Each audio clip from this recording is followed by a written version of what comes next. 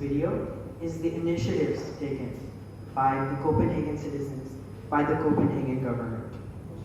And this video is a 6-minute video. You can watch it on YouTube. You can watch it anytime you want. So there's no worries if you cannot watch it right now. But I would love for you to go home and watch it.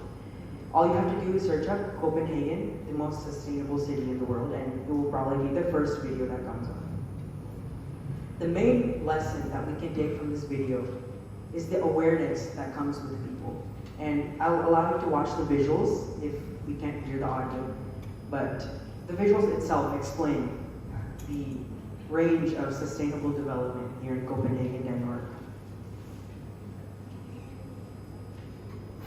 So this would be wind turbines that are an example of renewable energy.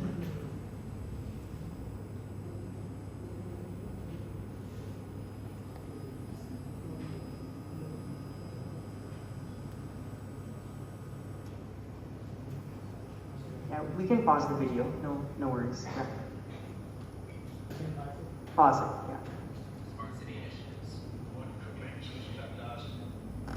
That's okay. No worries. I'll move on to the next slide. So the main lesson that I would have liked everyone to learn from this is the initiative comes from the people.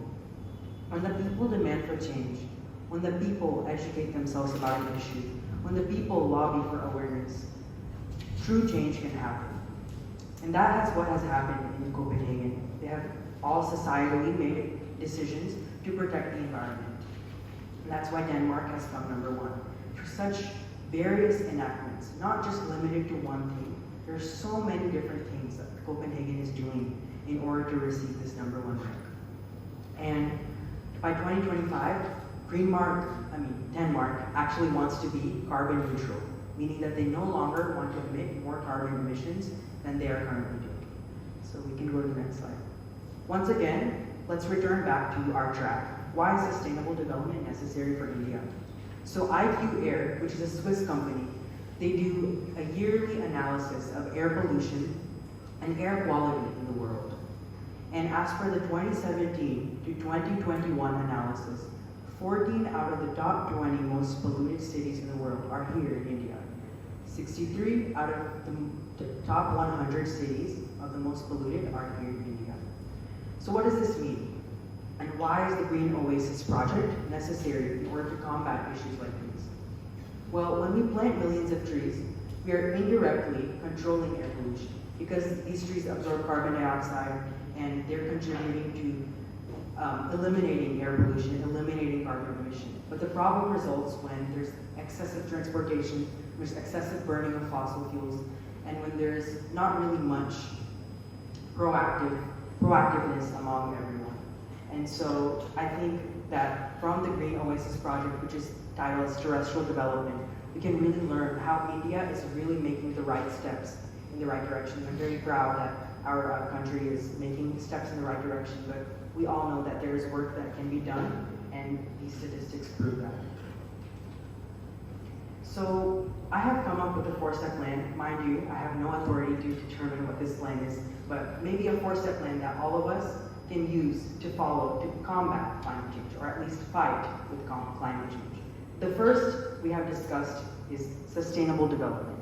We have talked about sustainable development today, whether that pertained to aquatic development or whether that pertained to terrestrial development. We have discussed some of the impacts, some of the benefits of sustainable development. So I'm glad that everyone here got to learn about sustainable development. Next is systemic change. What does systemic change mean? Systemic change means the government. Systemic change means people in power, people who are in large corporations, private corporations, and the government. They can make change by lobbying for legislation. They can make change by creating awareness. And so systemic change is really as a result of big people in power who can make change by educating us, by educating the world about climate change. Next is cooperation and collaboration.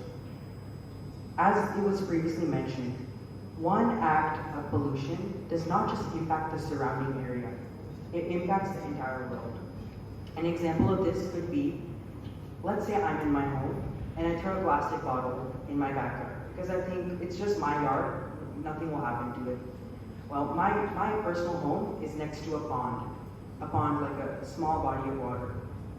And so with erosion or with wind traveling, if that plastic bottle makes its way to the pond, then the fish there would be exhausted. The fish there would not be able to survive to their best content if there was a plastic bottle there. And so what I mean by cooperation, collaboration means that not only one country can do something, not only one city can do something. Everyone has to come together to cooperate and collaborate to truly create change. This means that internationally, countries have to meet to lobby for change. Internationally, for example, the Paris Agreement. The Paris Agreement, which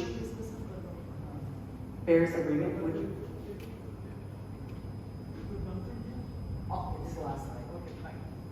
the Paris Agreement, which was lobbying for change for everyone. And the last step was awareness, and I'm almost done, no, rest assured. Awareness comes when what we are doing today, what all of us are here doing today, when you're educating your family members, educating your friends. And that is why I'm here today, to promote the education and awareness of climate change. With that, I will leave you with a very important quote. Each one of us matters, has a role in play, and makes a difference. Each one of us must take a responsibility for our own lives, and above all, show respect and love for all living things around us. With that, I conclude the seminar, and I hope that you were able to learn at least one thing. Thank you so much.